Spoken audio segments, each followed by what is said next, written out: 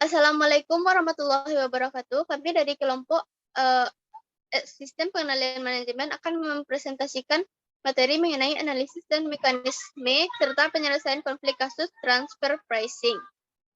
Dengan anggota kelompok yaitu yang pertama Sri Nurul Bawada, PP 191055110286, yang kedua Nadilawati 19101155110284, dan yang ketiga Yeni Febrianti Putri 19101155110301, dan saya sebagai moderator Nurul Utari dengan BP 191055110286. Dengan materi pertama yang akan saya bacakan sendiri yaitu studi kasus. Adanya kasus transfer pricing antara PT Adaro Indonesia dengan anak perusahaannya yaitu Cold Trade Service International Pte Ltd telah menunjukkan bahwa adanya indikasi penyalahgunaan sistem harga transfer yang dilakukan oleh perusahaan tersebut. Sistem harga transfer sejatinya merupakan suatu hal khusus yang dipakai dalam pertukaran antar divisional untuk mencatat pendapatan divisi penjualan atau selling division dan biaya divisi pembeli atau buying division. Henry Simamora 1999-272. Serta terkadang digunakan untuk mengevaluasi kinerja divisi dan memotivasi manajer divisi penjual dan divisi pembeli menuju keputusan yang serasi dengan tujuan perusahaan secara keseluruhan. Namun, praktek yang dilakukan oleh perusahaan, khususnya perusahaan multinasional, sering tidak sesuai dengan apa yang seharusnya mereka lakukan, atau tidak sesuai dengan mekanisme sistem harga transfer yang sesungguhnya, di mana penjualan perusahaan melakukan praktik transfer pricing ini hanya untuk menghindari pungutan pajak dalam negeri supaya penghasilan perusahaan atau pemegang saham menjadi lebih tinggi. Analisis kasus. Menurut Zain 2003-297-298, kebijakan transfer pricing multinasional bertujuan 1. Memaksimalkan perusahaan penghasilan global. Yang kedua, mengamankan posisi kompetitif anak atau cabang perusahaan dan penetrasi pasar. Yang ketiga, evaluasi kinerja anak atau cabang perusahaan mancanegara. Yang keempat, penghindaran pengendalian devisa. Yang kelima, mengontrol kredibilitas asosiasi. Yang keenam, meningkatkan bagian laba joint ventura.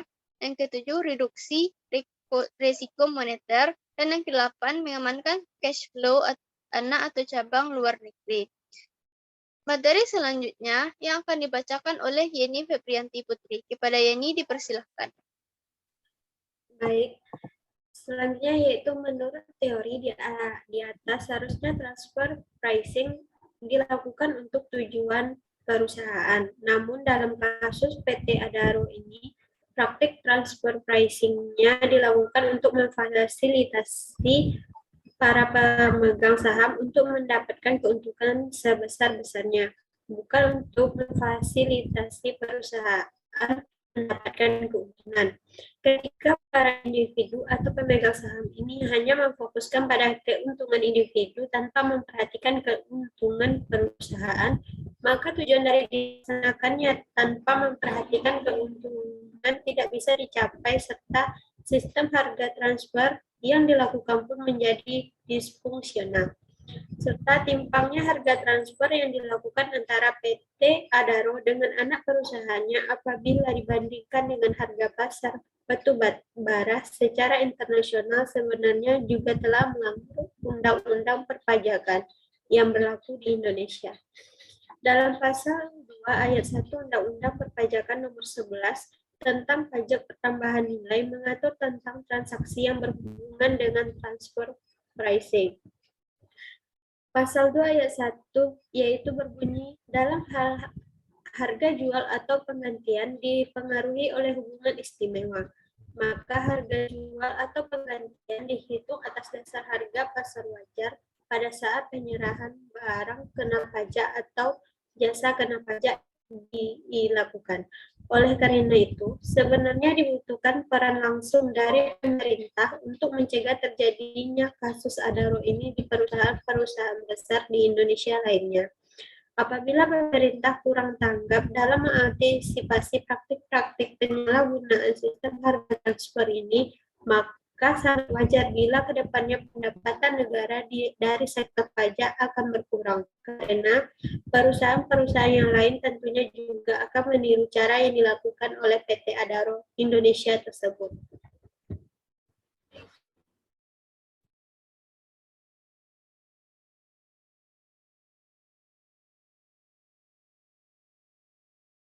Selanjutnya, materi yang akan dibacakan oleh Sri Nurul Mawadah. Kepada Sri Nurul Mawadah dipersilahkan.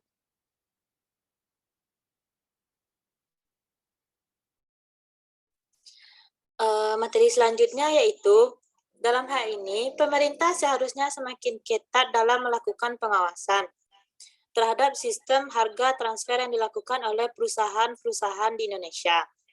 Adanya berbagai undang-undang yang mengatur mekanisme harga transfer antar anak perusahaan yang masih dalam satu grup perusahaan seharusnya bisa mempermudah pemerintah untuk mencegah kasus PT Adaro ini terulang. Keberadaan Undang-Undang Perpajakan Nomor 10 Tahun 1994, Surat Edaran Dirjen Pajak Nomor SE-04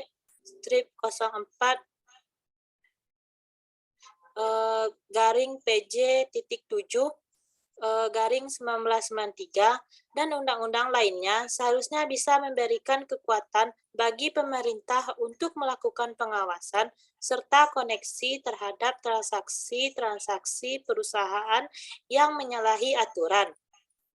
Ketika seluruh elemen, baik itu elemen dari pemerintah ataupun perusahaan telah berkomitmen menjalankan kewajibannya masing-masing, maka akan sangat memudahkan untuk mencegah sistem harga transfer yang dijalankan oleh perusahaan-perusahaan di dalam negeri menjadi disfungsional serta mencegah praktek penghindaran pajak yang dilakukan oleh perusahaan dalam negeri melalui transaksi yang tidak wajar.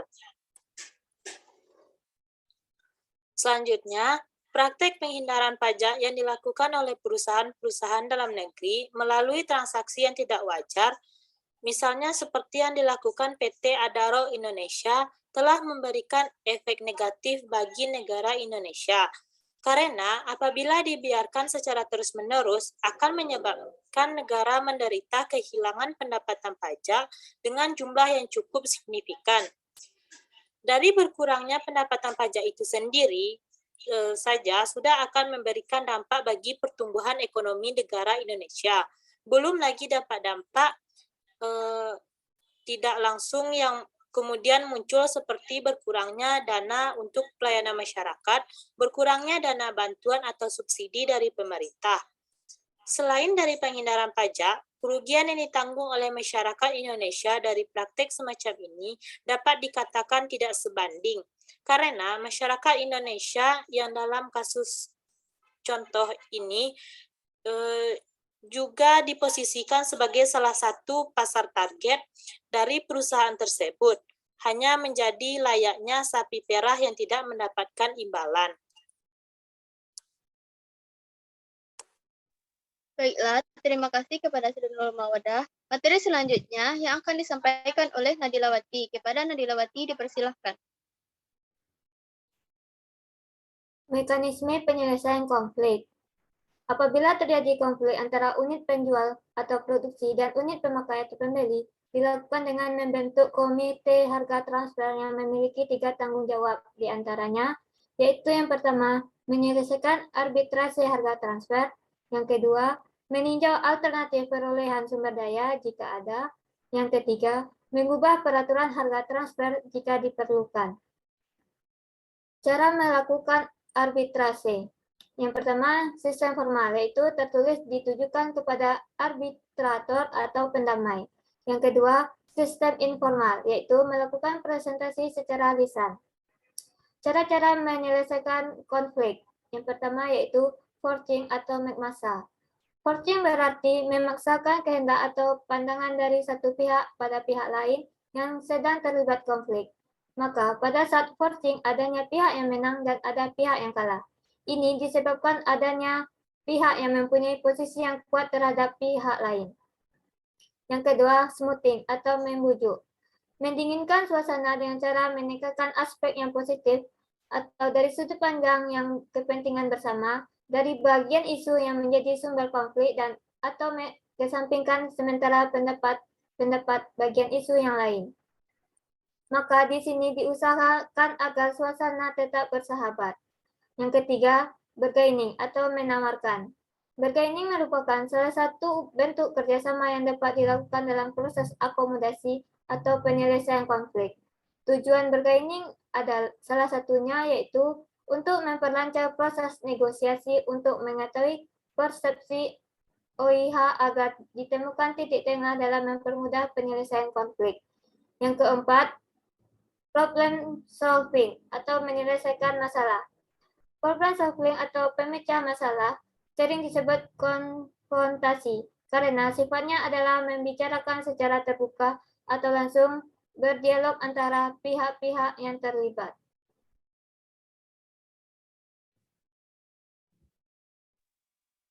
Baiklah, terima kasih atas penjelasannya Nilaiwati. Sekian video presentasi dari kami. Jika ada kesalahan, kami mohon maaf. Kami akhiri dengan wabillahi taufik wal hidayah. Wassalamualaikum warahmatullahi wabarakatuh.